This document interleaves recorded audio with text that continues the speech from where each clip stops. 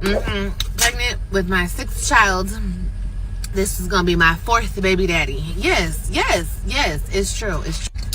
Yes, I am homeless. I'm homeless. I'm living out of my car. I'm living out of hotels. I'm living from pillar to post, okay? I have no job. Yes, I have no job, okay?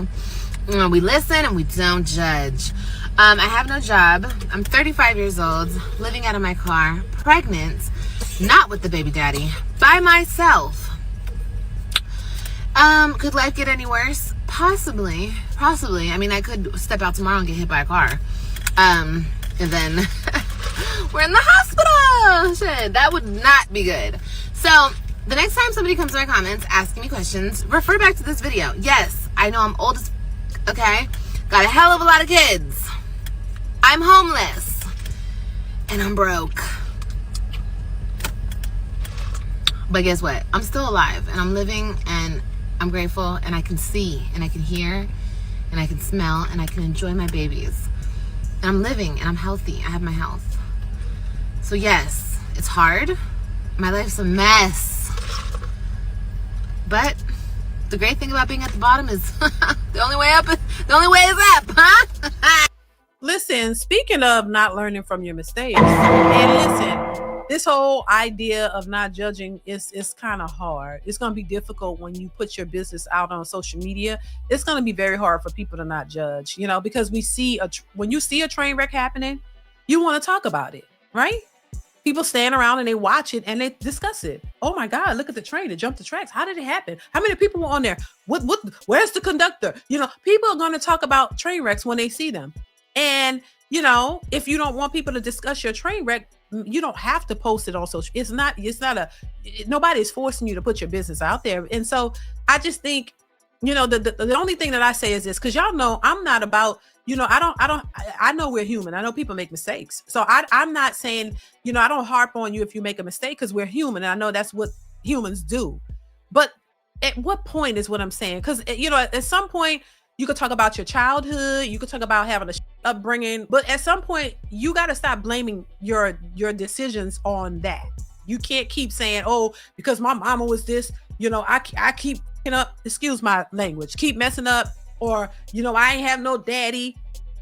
And that's why I'm jacked up. And I keep doing this because my parents were this and this and that. And this did this to me and that. At what point do you start taking, at some point, you're 30, 40 years old, you can't keep blaming your mama and your baby daddy and your ex and all these people for your life going away. You have to take some accountability as an adult and start saying, hold on now.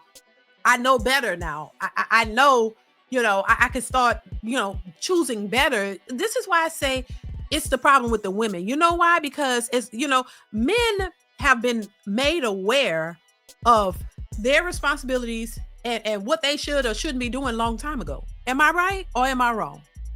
A lot of men have been told you ain't this or you ain't that and you are this and that and you need to get your ish together and you need to do like I've growing up, I've heard them talk. All I've heard was women talking about what men need to do, never with the women. This is why I say women are the ones who have to do the most work because they have never really been told you need to get your shit together. You need to do this. You need to do that. That X, Y, Z. You don't hear that. And so they've been, which I say they've been coddled because they just have room. Women have way more room to keep messing up than men do. A man, he don't get a chance. He make one mistake. Oh God, you trash. And you got to live with that. And you got to keep trying to motivate yourself and build yourself up to get to a place and feel comfortable with you because you're always being told you ain't good enough. But a woman, ain't nobody telling no women, especially black women, oh, you ain't good enough. No, you get a baby. I've watched it. You teen pregnancy. Oh, come on over here down to the clinic. We're going to help you out. We're going to give you free health care. Come on over here. We're going to give you this. We're going to help you with them babies. Oh, you don't need the daddy. You can take care of it by yourself because you strong and you this and you that. So it's in their mind, it's like, oh, there's nothing that I could do that's wrong.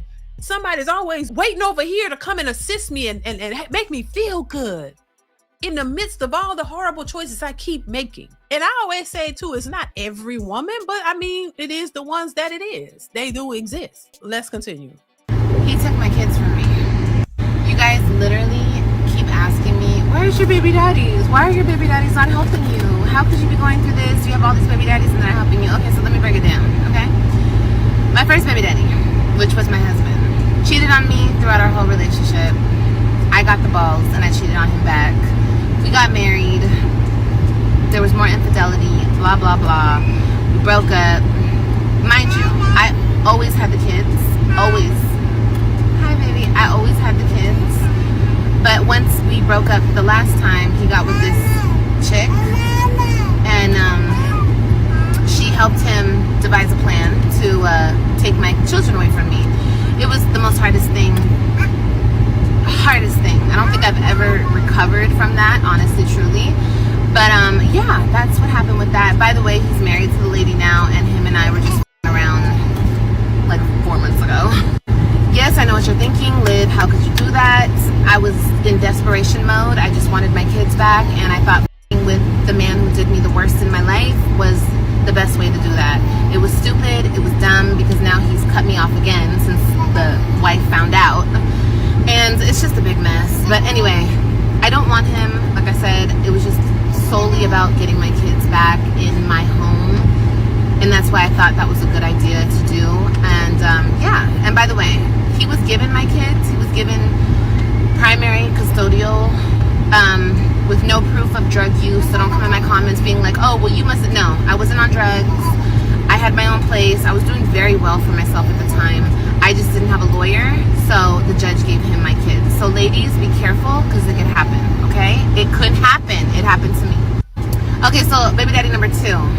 He was like a clout chaser. I met him and he like grabbed, like when I met him, he found out that I was somebody on YouTube because I have a big YouTube following, you guys. That's where I come from. He found that out and he pretty much clout chased off of me, used me for that. Anyway, along all of the mess, because he tried to drag me and he tried to go on there and expose me, and it was a big mess, okay? During that big mess, I ended up pregnant with my son, Angelo, and I love him to pieces, and I'm so happy that I have him. But anyway, that was a mess. And guess what, girls? He ended up with a 65-year-old subscriber of mine.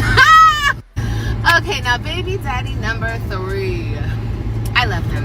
He's her dad. He has always helped me. He's not in her life because he has a whole different life than me. We met, we fell in love, and we had my baby. It was short-lived, but he's still around. He still helps as much as he can. And yeah, but he doesn't give me drama. He doesn't give me problems. He's the one that I get along with. So shout out to him. Love you. But yeah, he's cool. Baby daddy number 4. Okay, so he's locked up. Locked up. They won't let him out. No, he is he's a bad person. But anyway, it was just one of them nights. The sea broke. The sea definitely broke, and I was, you know, I had precautions going on. I was not homeless at the time. Finding out that I was pregnant while I'm homeless is extremely crazy. But yeah, I was not homeless. People were like, how could you impregnate a homeless chick? I was not pregnant. I mean, I was not homeless at the time. And I found out I was pregnant a couple weeks ago, or a week or so ago, whatever. But anyway, he's in jail. So, yeah. I don't have the best pick in men. I already know that, especially, you know, any of them. But it is what it is. We live and we learn, and we try to teach our daughters better, you know. But anyway, bye y'all. Okay, no, I mean, learn. What did you really learn? What did you really learn? Like, for real, did you learn? Because it don't seem like she learned anything. You know, it's some, you know, that, but that's her life. Once again, you know, it ain't my life. You gotta live your life. You gotta learn or not learn. It's up to you. If you learn a lesson from your mistakes, kudos to you. If you don't learn, kudos to you still. Because guess what? It's something. It's a process that you gotta go through. And nobody else. You know, I'm just giving my opinion on what you put out there. You post it out there, every people gonna have an opinion. But whatever you choose to do is your business at the end of the day. If you don't learn from it, well, you're gonna keep going through the same thing over and over and over. But to be homeless and deal with all these types of men making babies with all these guys who were not serious about you, who was really clearly not really trying to be with you for real, it's insane. And I mean, you gotta think about your kids, because at the end of the day, it's the children are the ones who could stand to suffer. You're just making broken up families with men who could care less. Like, you got to think about your kids, and so once again, if you don't want to you don't, you know what I'm saying, that's your choice. But but it's something that women end up complaining about. It's the very thing that they end up complaining about. That's all I'm saying. If you gonna make your bed, then lie in it. If you gonna create this broken situation and you struggling and all that, don't blame everybody else, blame yourself. You got all these different men you fooling with, one in jail, one is crazy, one is this, one is that. You don't have all your stuff together. What Trey said, oh, she look like fun. Yeah, she do, because Trey think he's slick. Trey looking at the big titties and he like, oh, she's fun. She is. That's why she's in the predicament that she's in. She's just sitting around with the big old titties, throwing them on everybody, having all the fun in the world. And look what it's getting, a homeless with all these babies. And at the end of the day, these men have their fun and they don't want to have nothing to do with her. They moving on. They like, girl, we done with your titties. The titties and all this ain't enough for to make us stay. You know what I'm saying? Like, it ain't enough to make them stay. They just play with them and then they moving on. This is what you call the fun girls. I said, you're fun. You're the fun girl. They want to have fun with you, and then they're going to keep it moving, baby. They don't care. They give you a child or whatever. They're going to keep it moving. And all I'm saying to the young women, child, that's all you want to be? Because that ain't all what it's cracked up to be. You want to be a fun girl the rest of your life? You're 30-something years old. You look around, baby. You're going to be 40, 50 years old. Them big ass titties going to be sagging down to the ground. And then you ain't going to be that fun no more.